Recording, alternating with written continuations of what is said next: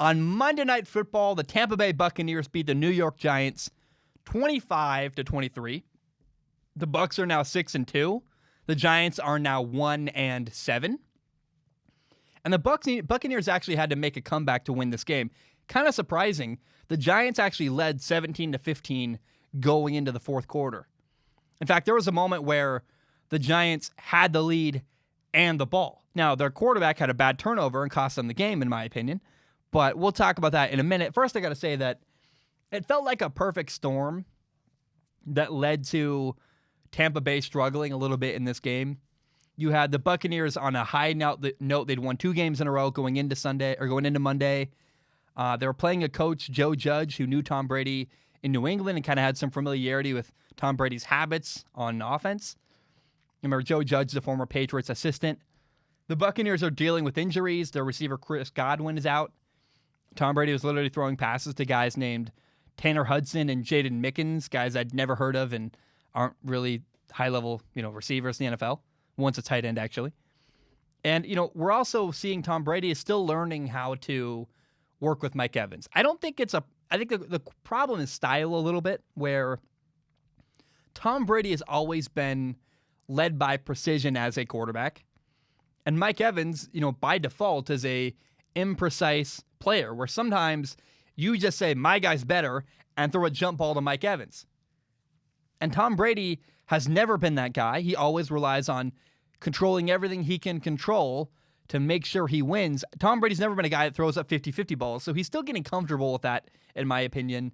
And it's definitely a learning curve for Tom Brady to say, I got to trust you're going to make a play and kind of release control a little bit. It sounds like a weird thing, but it's really a control thing where Tom Brady would rather throw a perfect pass to make his receiver catch it than throw a 50-50 ball and trust that his guy is going to catch it. But in this case, with Mike Evans, throw the 50-50 ball, because that's not actually a 50-50 ball. Mike Evans is going to haul it in 90% of the time, because Mike Evans is a physical beast and a really, really good jump ball receiver. But Tom Brady's still figuring that out, I think, getting comfortable with how to work with Mike Evans. Now, this game made me more confident in the Giants head coach, Joe Judge. Now, the Giants quarterback, Daniel Jones, was bad. He was the problem in this game. And yet the Giants still almost won, which is kind of surprising and impressive. And it seemed like Joe Judge is working. Like his approach, his leadership style. I was really, really impressed with the Giants defense on Monday, where they played very well. They looked well coached. They had guys in the right spots, making plays, knocking the balls out of receivers' hands. They looked disciplined. And to me, everything I just said, that's the mark of a well-coached football team. So that's a testament to Joe Judge. It's going well. Now, the Giants had this awesome stop on 3rd and 3 where I really loved it. They ran their defensive end out into coverage. He was on the line of scrimmage. He backed way off, disguised the coverage. They took away Tom Brady's first option to Mike Evans. It's a great design. It's great execution. It threw Tom Brady off, caused an incomplete pass. 3rd and 3, you get a stop. Bam. That's a really unique, cool play design on defense to get a stop. I love that. Again, I believe in Joe Judge. This is some of his work. That's awesome to me. Now, for me, this game on Monday was actually the low point with the Giants' young quarterback, Daniel Jones. I have tried to be patient. I think I've been more patient than 95% of other people, because I wanted to take my time. I wanted to make sure I gave Daniel Jones every single opportunity before I pulled the trigger and bailed on the guy. But I've lost all confidence in Daniel Jones. I just have no faith that he's going to work in the NFL. And unfortunately, Daniel Jones has given me way too many reasons to doubt him. I've been almost even become an apologist for Daniel Jones, where I keep saying like, oh, let's see. And that's because Daniel Jones is a mixed bag. I mean, occasionally there are good plays. Remember 2 weeks ago in the Eagles game, Evan Ingram had 2 costly drops down the stretch in that game. And, I said that loss wasn't Daniel Jones' fault. I'm like, hey, this is on Evan Ingram. He's got to make those catches. But here's why I'm out on Daniel Jones. He's just okay. Nobody wants a just okay quarterback. And the harsh reality is that it's only a matter of time. Whether it's, as soon as the Giants get an opportunity, basically, I think, whether it's in the draft or in a free agent move. As soon as the Giants get the opportunity, they are going to replace Daniel Jones, their young quarterback. He looks really, really limited throwing the ball downfield. He had so many missed opportunities throwing vertically against the Buccaneers. He had a 3rd and 3 where he had Sterling Shepard wide open. Totally missed it. Deep, inaccurate throw. Missed a guy wide open down the sideline. And on a 2nd and 8, he threw a bad interception where it's a bad pick, but also on the left, down the left sideline, he had Darius Slayton wide open and didn't even recognize it. That's awful. That can't happen. And I say that can't happen. I say that way too much about Daniel Jones. The game came down to a 2-point conversion. Remember the Buccaneers won 25-23. The Giants, they get this 2-point conversion. It's a tie game, 30 seconds left. Daniel Jones caught the snap, and for some reason that I will never understand, he hesitated. I think it's because the receiver wasn't out of his break yet. He wanted to wait till it was more wide open. But the problem is in the NFL, you have to have anticipation. You can't wait till stuff is open. You throw it so it's open. You throw it open. And for some reason, Daniel Jones catches the snap, hesitates, shuffles his feet on the speed out, and missed the throw late and inside. And what should have been a tie game with 30 seconds left instead was a game where the Buccaneers won because Daniel Jones missed a crucial throw at the end. He had a really bad interception late where he was getting sacked, and he tried to throw the ball as he was getting pulled to the ground up for grabs.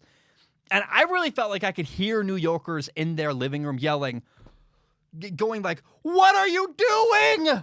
Throw the ball away!" with some kind of, and I imagine, I can't do a New York accent, but I imagine like, "What are you doing?" Like just, look, again, terrible, can't do a New York accent. But I imagine they're just yelling into their TV, "What are you doing? Why?" Like just so frustrated, so angry.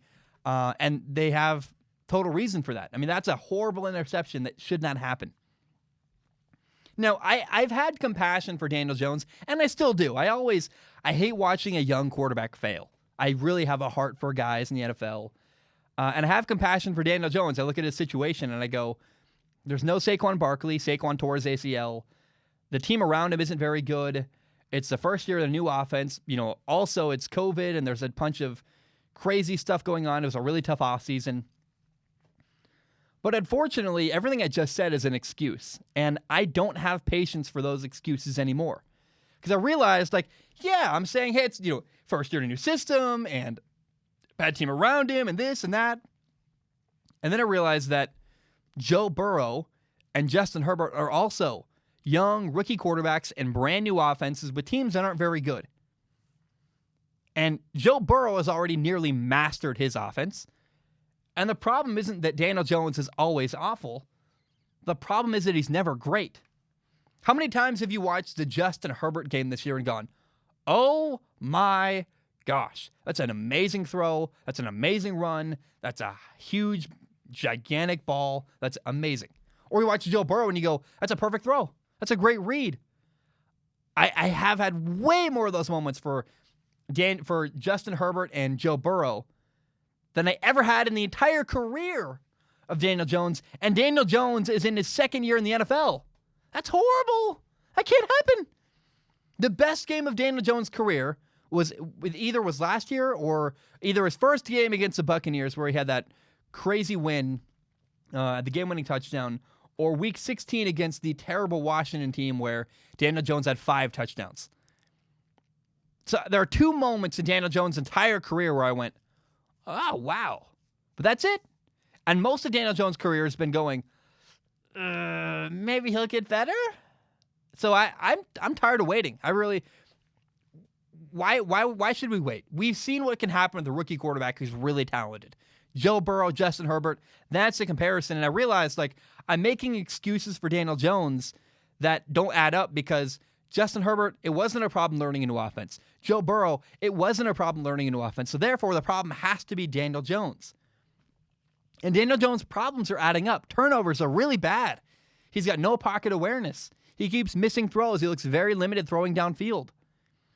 And again, the problem is that Daniel Jones is just okay. He's not awful. He's just okay. And a great quarterback is obvious. Again, those 2 examples, Justin Herbert, Joe Burrow. It's obvious. They're great quarterbacks. And it's become disappointingly obvious that Daniel Jones is not great. So I'm out. I'm ready to replace Daniel Jones. I'm ready to move on. It's disappointing to say that.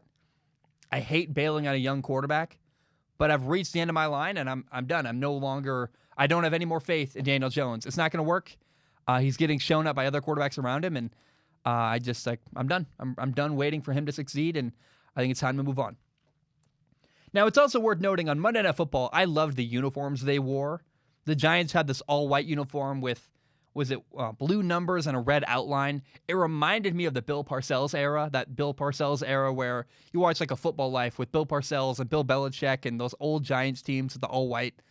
It looks so cool to me. And then the Buccaneers have these red jerseys with, I had to look up the color of the pants. The color of the pants was pewter. I loved it. I loved both of them. The Giants uniforms, the Buccaneers uniforms. See, there I am, almost saying Patriots. Any team that's associated with Tom Brady, I want to call them the Patriots, and they never are. It's just hard for me to still change my frame of mind around that. It's, I'm only 8 weeks in. Give me till the end of the year, then I'll finally figure it out. Maybe next year I'll finally stop saying Patriots when I refer to Tom Brady. But yeah, I thought the uniforms were good. I thought Tom Brady needs to keep getting work in with Mike Evans. But again, like, they had to come back. It was a win. I thought the defense was good for the Giants. I really like Joe Judge, what he did. I think it's working. I've decided that the problem in New York is Daniel Jones. And I'm tired of waiting. I've run out of patience. He's just okay, and he's never going to be great. And you want a great quarterback in the NFL. You don't want just okay. Nobody should settle for that. So I am totally out on the Giants' young quarterback, Daniel Jones.